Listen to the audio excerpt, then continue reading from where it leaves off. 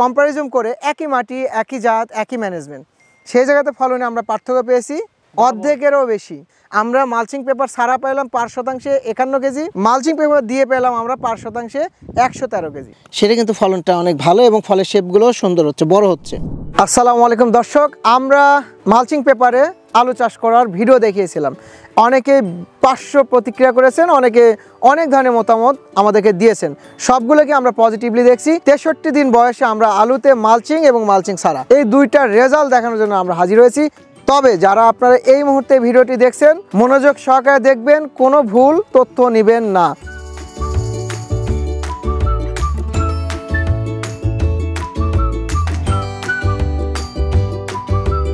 দর্শক, আমরা একটু এক সাইড থেকে কাটবো। হ্যাঁ, তার কাটা শুরু করো।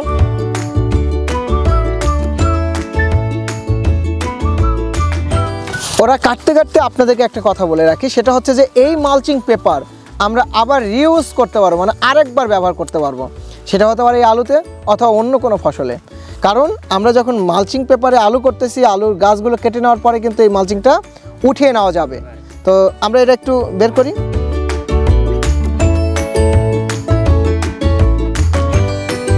আমরা প্রথমে যে কাজটি করেছি সেটা হচ্ছে যে আগে গাছগুলো কেটে নিয়েছি, তার পরবর্তীতে মালচিংটাকে সুন্দর করে জড়ায় নিয়ে যে রেখে দিয়েছি এক সাইডে। এখন এখানে যে ভুলটা আমাদের চোখের সামনে পড়েছে, এই 4টা বা 5টা গাছের কিন্তু মাটির গভীরে দেওয়া হয়েছে, বেডটা উঁচু আছে, কিন্তু মাঝ বরাবর যেটা ঘটেছে, মালচিং কিন্তু বিছানোর সময় আমরা খেয়াল করি নাই, ওই মাঝখানে কিন্তু ডাউন হয়েছে। তো যখন আমরা মালচিং পেপারে যে কোনো ফসল করব, যে জায়গায় ডাউন হবে সেই জায়গার ফলন কিন্তু কমে যাবে। তো আমাদের এইটার ক্ষেত্রে কিন্তু সেম ঘটনা ঘটেছে। তার মানে আমরা একটু দেখি যে যেখানে উঁচু আছে সেখানকার কী অবস্থা, যেখানে নিচু আছে সেখানকার কী অবস্থা। তো এটা একটু দেখি। হ্যাঁ, দেখো, এটা হাত দিয়ে দেখতে পারো।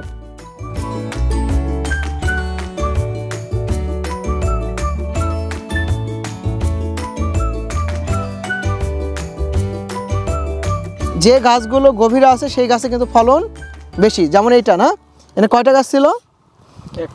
এখানে একটা গাছে কয়টা? 1 2 3 4 5 6 7 8 9টা, মানে 9টা 10টা পর্যন্ত ফলন পাচ্ছি। সেগুলো সবই একই রকম।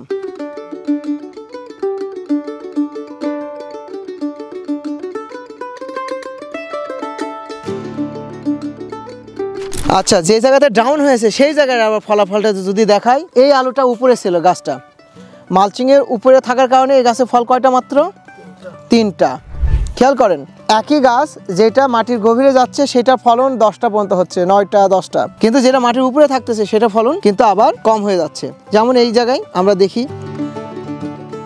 এই যে মাটির ভিতরে যেগুলো আছে সেটা কিন্তু ফলনটা অনেক ভালো এবং ফলের শেপগুলো সুন্দর হচ্ছে, বড় হচ্ছে। আমরা যখন আলু মালচিং পেপারে রোপণ করব, তখন কিন্তু যে কাজটা করব, একদম বেডের কিনারা থেকে 6 ইঞ্চি ভিতরে দিব, বেডের কিনারা থেকে 6 ইঞ্চি ভিতরে, এবং গভীরে আলুটি রোপণ করতে হবে। দেখি আমরা হচ্ছে মাটিতে যেটা করা হয়েছে, মানে মালচিং ছাড়া এবং সিঙ্গেল বেডে, সেটার কি রেজাল্ট এসেছে।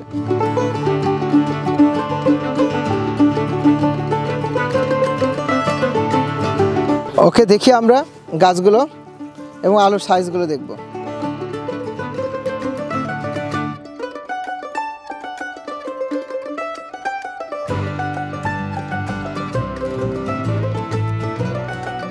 করে গাছে 2টা 3টা পর্যন্ত পাচ্ছি, যেগুলো মানে বিক্রয় উপযোগী, আর ওখানে কিন্তু আমরা পাচ্ছি 5টা 6টা পর্যন্ত, যেগুলো বিক্রয় উপযোগী, মানে একই গ্রেডের।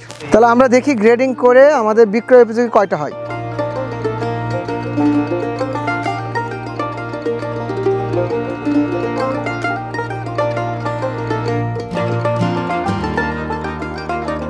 তাহলে আমরা একটু দেখি যেটা মালচিং ছিল সেটার ওয়েট কত আসে এক বেডে।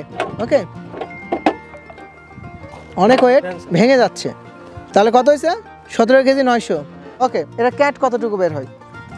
ক্যাট মানে হচ্ছে যেটা 3rd গ্রেডের, না 3rd গ্রেডের, এটাও কিন্তু বিক্রি হয় এবং এটা রেট কম থাকে। তাহলে আমরা দেখি এইটা কতটুকু আছে। 1 কেজি 800, 1 কেজি 800। ওকে, এই হচ্ছে মালচিং পেপার ছাড়া আমাদের 2 বেডের ফলাফল। দেখি 13 কেজি 600। ওকে, আমরা পেলাম 2 বেডে 13 কেজি 600। আমরা এখন বের করব যে বিক্রয় অনুপযোগী অথবা 3rd গ্রেডের মালগুলো কতগুলো পাই, মানে আলুগুলো কতটুকু পাই। চলো দেখানোর চেষ্টা করি।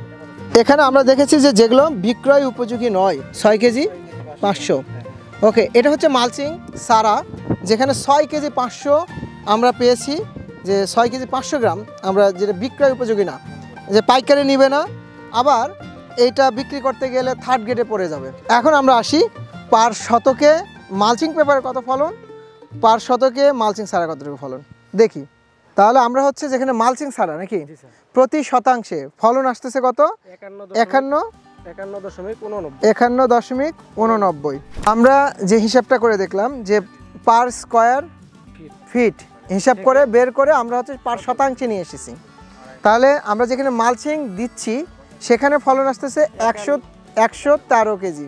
এখানে দেখার বিষয় আছে, এই জায়গার ম্যানেজমেন্ট, সয়েল কন্ডিশন, অনেকগুলো বিষয় থাকে, বাট আমি একটা এভারেজ যে বিষয় থাকে যে কম্পারিজন করে একই মাটি, একই জাত, একই ম্যানেজমেন্ট, সেই জায়গাতে ফলনে আমরা পার্থক্য পেয়েছি অর্ধেকেরও বেশি। খেয়াল করে দেখেন, অর্ধেকেরও বেশি ফলনের কম বেশি। আমরা মালচিং পেপার সারা পেলাম পার শতাংশে 51 কেজি, মালচিং পেপার দিয়ে পেলাম আমরা পার শতাংশে 113 কেজি। সিম্পল। আমরা যদি চিন্তা করি শেপ, কালার, বাজার দর সবগুলো তো আছেই, প্লাস যে ফলনেও বাড়লো মালচিং পেপারে। তো আমরা যে ভিডিওটা দিয়েছিলাম শুরুতে আপনাদেরকে বলেছিলাম যে আপনাদেরকে রেজাল্টটা দেখাবো, সো আজকে আমরা সেই ফলো আপটা দেখিয়েছি।